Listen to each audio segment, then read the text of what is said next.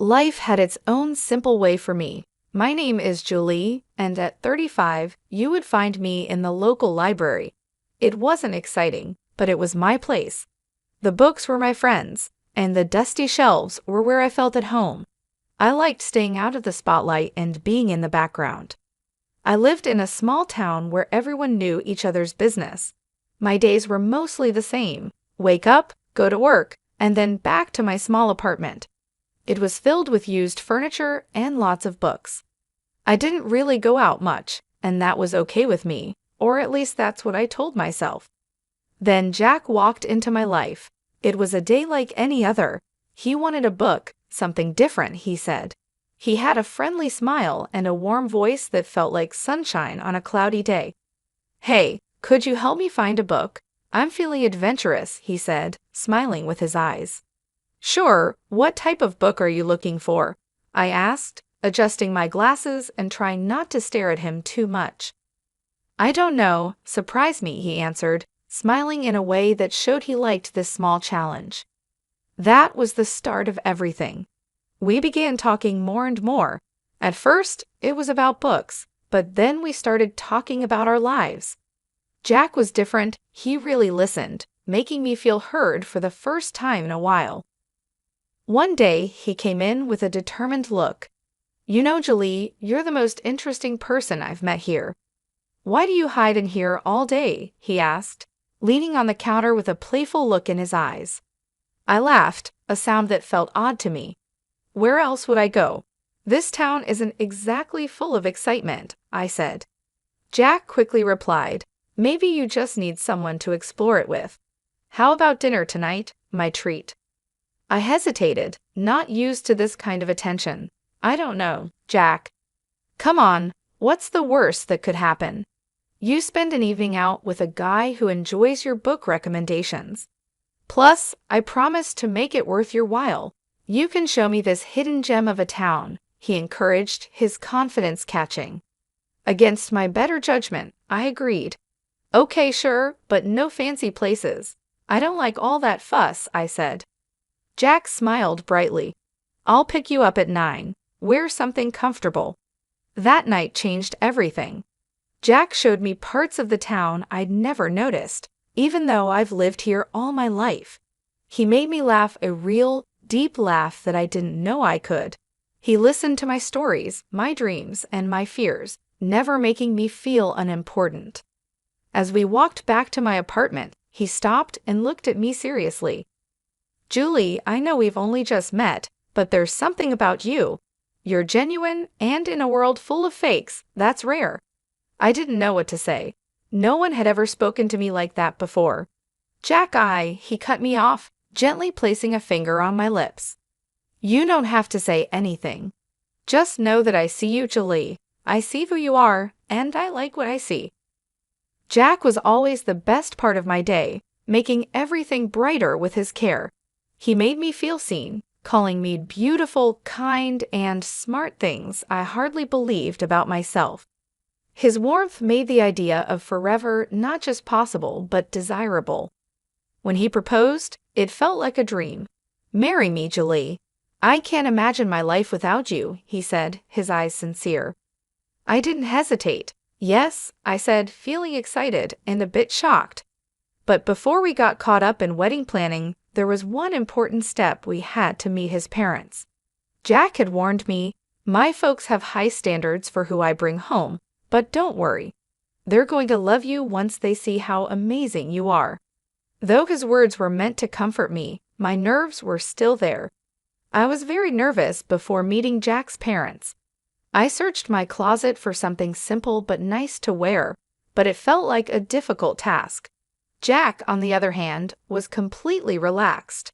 He seemed almost uninterested, as if he wasn't worried at all about how the meeting would go. "You're overthinking it, Julie. Just wear what you're comfortable in," he told me casually, which only made me more nervous. When the day came, I chose a simple blue dress, hoping it was the right choice. As we drove to his parents' house, Jack seemed more interested in the music on the radio than in the meeting. "You sure they're going to like me?" I asked him, looking for some reassurance. They'll come around. Just be yourself, he replied, not really paying attention. I was anxious as we walked up to the door of Jack's childhood home. I remembered his warnings and felt scared about what was coming. When the door opened, Jack's parents were hard to read. The dinner that followed felt like a test. They asked me many questions, making it feel more like an interrogation than a casual conversation. So, Julie, Jack tells us you work at a library. Do you see yourself doing that long-term? His father asked, sounding like he didn't think much of my job. I tried to answer confidently. I love working there. It's fulfilling in a way I can't quite describe, I said, hoping my passion would impress them. Jack was unusually quiet the whole time, offering little help as I dealt with their tough questions and subtle criticisms. It felt like I was fighting a battle alone, with Jack just watching. On the drive home, the car was silent. I was not only upset about how the evening went, but also disappointed in Jack's lack of support. I thought you said they'd warm up to me, I said, my voice filled with hurt. Jack just shrugged, which frustrated me. Give it time, Julie. They just need to get to know you better, he said, but his words didn't really comfort me. After a few more dinners that felt just as uncomfortable, it was clear Jack's parents didn't like me much. They seemed to think I was after their money, which was not true at all. I was never interested in Jack's money. In fact, I barely knew about it until he mentioned it one day, saying his parents are a bit old-fashioned, worrying about money and status. One night, Jack came home looking serious. Babe, we need to talk, he said, avoiding my eyes. I felt a knot in my stomach. What's wrong? I asked. It's my parents, he started, finally looking at me. They're insisting we sign a prenup. The word felt strange and bitter. Jack, you know I don't care about your money, right? He sighed, running his hands through his hair. I know, and I don't care about it either, not when it comes to us. But they're adamant. They think it'll protect both of us or something. I was hurt, I won't lie. It felt like they were expecting our relationship to fail. But I loved Jack more than I cared about his parents' approval or some silly agreement. Fine, I said, sharper than I meant to. Let's sign it and be done with it. Your money, my money, whatever. I don't care. I just want you.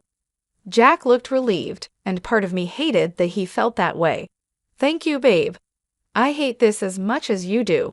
It's just a piece of paper. It won't change anything between us.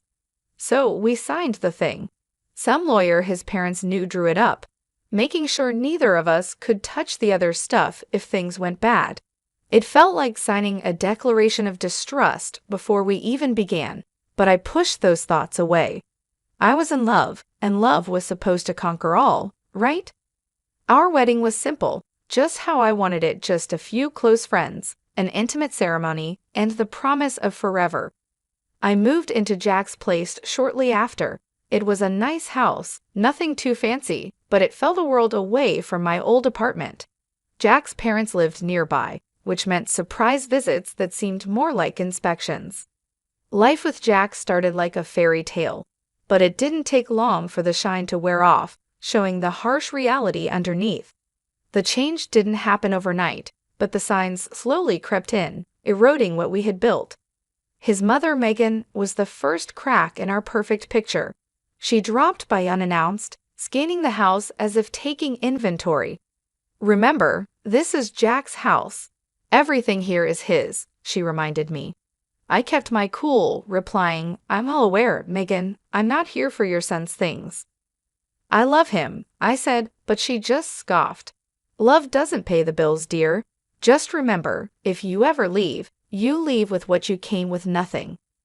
One day, she walked around the house pointing out everything. See this couch? It's Jack's. That painting, also Jack's. Remember, dear, in case things go bad, you have no claim over any of it, she told me with a nasty kind of sweetness in her voice. It seemed like she enjoyed reminding me of my place in their world. Jack's father, Alexander, wasn't any better. He and Megan acted like they owned our house, not just visiting. They demanded coffee the moment they walked in, criticized how I made it too weak or too strong, and then sat in front of the TV, expecting me to serve them. "Grab us some chips, will you? And maybe wash those clothes piling up in the corner," Alexander would say without even looking at me. The worst part was that Jack never stood up for me. He'd laugh along with them, adding his own comments. "Yeah, she's still learning how to do things right around here. Give her time." I felt like I was losing my mind. This wasn't the man I married. This was someone else, someone cruel and dismissive. "Do you even hear yourself? How can you let them treat me like this?" I'd confront Jack after his parents left. "Babe, they're just set in their ways. You know how old people are," he'd say, shrugging it off as if I was the one overreacting. "They don't mean anything by it. Plus, you know we're on their dime. Can't bite the hand that feeds, right?" That line hit me like a slap in the face. So that was it. I was just the freeloader. The girl who married into their little empire and had to play by their rules or get out. My job at the library, which I loved, was a joke to them, just another reason for them to look down on me. The days all blurred together, each one just like the last, until that unremarkable Tuesday when everything changed. I was at work, shelving books when I felt a sharp pain in my stomach, doubling me over. It wasn't just stress. It was something more, something worse. The next thing I knew, I was in the hospital, the sterile smell of antiseptic filling my nostrils. Lying in that hospital bed, I couldn't help but think how this was a new low, alone, in pain, and not a single message or call from Jack. When I thought things couldn't get any worse, there was a knock at the door. A man I never expected was standing there. He wore a suit and held a briefcase, looking completely out of place in my sterile hospital room. "Are you Julie Bowen?" he asked. "Yes, that's me. Who are you?" I replied, my voice weak and tired from the pain and constant letdowns. "I'm Scott Atkins, a notary." "I have something important to discuss with you," he said. His tone was formal, but there was something in his eyes that made me want to listen. I nodded for him to continue, curious despite everything. "It's about your great-uncle, Brandon Sanderson. He recently passed away, and you are his only heir, Julie. He left you inheritance." His words didn't make sense at first. "Are you sure you have the right person?" "I haven't seen him for 18 years, I said. Scott nodded. "Quite sure. He was a private man, but he always remembered you and wanted to make sure you were taken care of."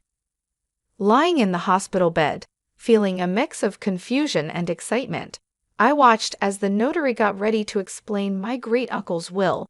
He cleared his throat, opened his briefcase, and spread out the documents in front of him. "Julie, your great-uncle was a wealthy man with fine taste. He left you a significant inheritance. We're not just talking about money here, though there's plenty of that. $40 million, to be exact," Scott began, his voice calm and factual. $40 million? I repeated, my voice cracking.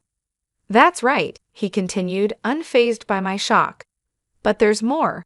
You're also inheriting shares in several large companies. These are not small investments. We're talking about major stakes in some of the most stable and profitable companies out there." My mind raced, trying to grasp the enormity of what he was saying. Owning parts of companies I had only heard about on the news seemed like a fantasy. "And there's property," Scott went on, flipping through the papers. "An old large house in one of the most prestigious areas. It's not just any house, Julie. It's a mansion with history, acres of land, and it's all yours now." I tried to imagine the house, the kind of place I had only seen in movies. It was overwhelming, to say the least. "Don't forget about the antique car," he added with a slight smile, as if expecting my reaction. "A classic, fully restored, and in mint condition. It's a collector's dream." I laughed, feeling like this was all too strange. An antique car too? What am I going to do with that? "I barely drive as it is," I said. Scott's smile got bigger. "Well, it's yours to do with as you please. Maybe take it for a spin now and then." He continued, "And then there's the furniture and paintings inside the house. They're genuine antiques, some of them centuries old. Your great-uncle had a taste for fine things. The room seemed to shrink, and the air got heavier as I tried to understand everything he was saying. So I've inherited a fortune, a company, a mansion, an antique car, and a collection of art and furniture. That's unbelievable. It's all yours, Julie? Your great-uncle wanted to make sure you were well taken care of. It seems he saw something special in you. Special? I felt anything but special, lying in a hospital bed after the worst few months of my life. Yet here I was, suddenly a multimillionaire, trusted with a legacy I didn't even know existed. Thank you, Mr. Adkins. This is a lot to take in. I don't even know where to start, I admitted, feeling grateful, disbelief, and a huge sense of responsibility. We'll take it one step at a time, he assured me.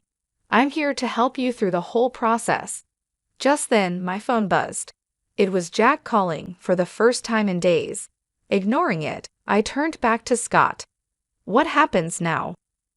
We'll need to handle some paperwork, but the inheritance is yours. Your life is about to change, Julie, and change it did.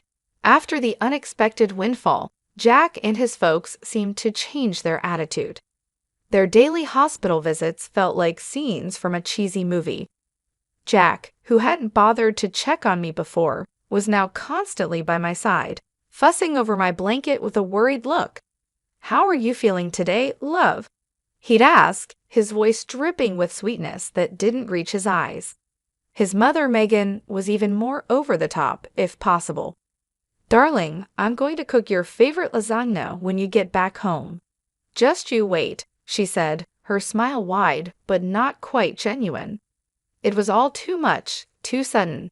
Yet I played along, smiling weakly and thanking them for their care. But suspicion gnawed at me, urging me to look beyond their actions. So one day, after their routine visit, I gathered the strength to slip out of my bed and follow them. My heart pounded with every step as I hid behind a corner. I overheard them as they showed their true colors, not knowing I was listening. Their laughter was loud and harsh. "Can you believe how easy it is? She's terribly naive. She's completely fooled," Jack said, laughing. Megan, always planning, spoke with a sharp tone. "Make sure she has a baby with you, Jack. Once she does, she'll never be able to leave, and then we'll really have control over her and her fortune." Their cruel and cold words didn't shock me. I felt disappointed, yes, but not surprised. They had shown who they really were, and I was done pretending otherwise. Silently, I returned to my hospital bed, their mocking words igniting a determination within me. They saw me only as a way to secure their future, but I was done playing their game. Back at home after being discharged, I felt like a stranger in what was supposed to be my own place. Jack and his parents were there, pretending to be concerned. The air was tense with unspoken expectations. Jack broke the silence with a hint of sweetness, but mostly greed. "Babe, you're home. How are you feeling? We've been so worried about you." Ignoring the knot in my throat, I looked him straight in the eye. "I'm feeling better, thanks, but we need to talk." "All of us," I said, my voice steady despite the chaos inside. Megan, ever the actress, stepped forward, her hands clasped as if praying. "Of course, dear, we're here for you, whatever you need." It was now or never. I took a deep breath and made my intentions clear. "I'm filing for divorce, Jack, and before you ask no, you won't see a dime of my inheritance." The room went silent, the atmosphere drained as if by a vacuum. Jack's face went pale, his facade slipping to reveal his panic. "Divorce? But why? I thought we were happy." "Happy?" The word tasted bitter. "You, your mom, and your dad have made my life miserable. You've treated me like a servant, not a wife. And now, suddenly, you're concerned about me because I have something you want." Jack struggled for words, but Megan quickly intervened. "This is nonsense. We've always treated you like family. You're imagining things, dear." I rolled my eyes, tired of their lives. I took out the prenuptial agreement from my bag and showed it to him. "This saved me. You thought you could fool me, but I'm not the naive girl you thought I was." Alexander, who had been silent until now, finally spoke with a mix of anger and defeat. "You'll regret this. We're your family." "No, you're never my family. A family doesn't treat someone like dirt and then become nice when money is involved. I'm done here."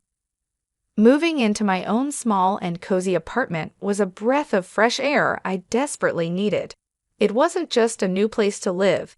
It was my declaration of independence, my fresh start. The phone calls started almost immediately. Jack, sounding desperate, was the first to call. "Julie, please, you've got to come back. We can work this out. I know we can." His pleas didn't affect me. "Jack, it's over. I'm not coming back." "You need to accept that," I said firmly, leaving no room for negotiation. Soon after, Megan called, her voice a toxic mix of anger and guilt-tripping. "Ungrateful, after everything we've done for you. You owe us, Julie. You're making a huge mistake." "Owe you for what, Megan? For making me feel like a burden? No, I don't owe you anything. Goodbye." Hanging up on her felt like shedding a heavy weight, a final cut from the ties that bound me to a life of misery.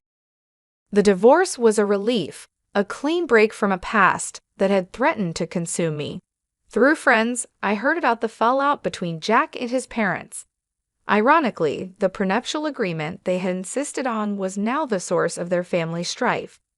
With my great-uncle's inheritance securely in my name, I found purpose and generosity. A significant portion went to charities that mattered to me, causes that would make a difference in the world. But it was the bookstore that became my passion project, a cozy haven for lovers of old and rare books. It was my way of reconnecting with the world on my terms. My journey hadn't been easy, fraught with challenges and hard decisions, but standing in my bookstore surrounded by the stories of countless others, I knew I had found my happy ending. It wasn't just about moving on from Jack and his family's manipulation. It was about rediscovering who I was and what I loved. Here's to new beginnings, I toasted to myself one quiet evening after closing up shop. The road ahead was uncertain, but it was mine to travel, filled with possibilities and the promise of newfound happiness.